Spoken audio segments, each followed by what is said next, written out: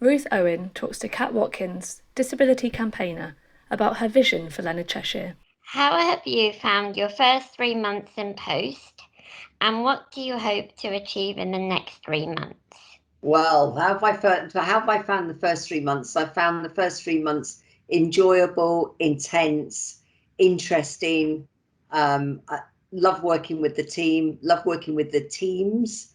I've really enjoyed getting to know our customers that we serve and support.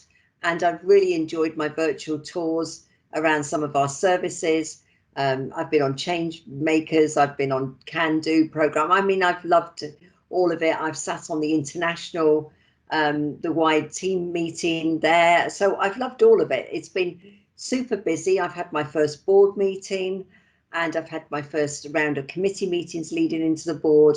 So, and then I've got all my external stuff that I do for Leonard Cheshire as well. So I've been busy. I can't say, Kat, I've been idle. No, it sounds like you have been extremely busy.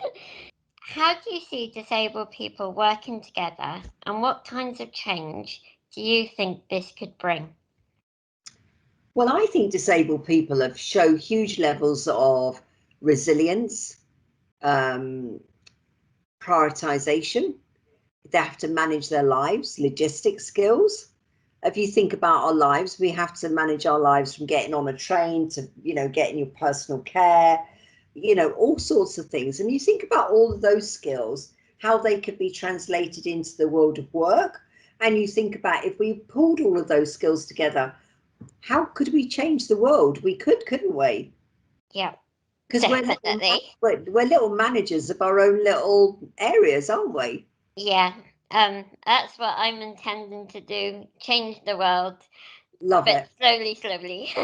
Yeah, well, love it. And I think people like you, it's amazing because you've got amazing ambition. And I think that's, you should go for it and follow your dream, is what I say. Thank you very much. What do you hope the pandemic will teach others about disabled people? Slightly more, I'd like to think that it will teach people to be kinder and more tolerant.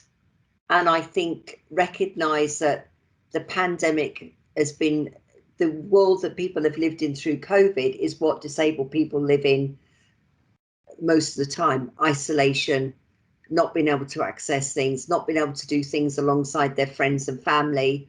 And so I'm hoping that the post-pandemic, our non-disabled peers will get feisty about the things that really are still not accessible to disabled people. And I think that, if you think about the pandemic this last year, we've all lived in listen, I'm sat in the spare room in my house. I've lived in this spare room at work since March last year. For a lot of disabled people, that's their day-to-day life. Yeah. And I think the pandemic has shown that disabled people are even more isolated. And so I'm hoping that the world will be kinder. I'm hoping that there'll be faster change for disabled people post the pandemic. More empathy.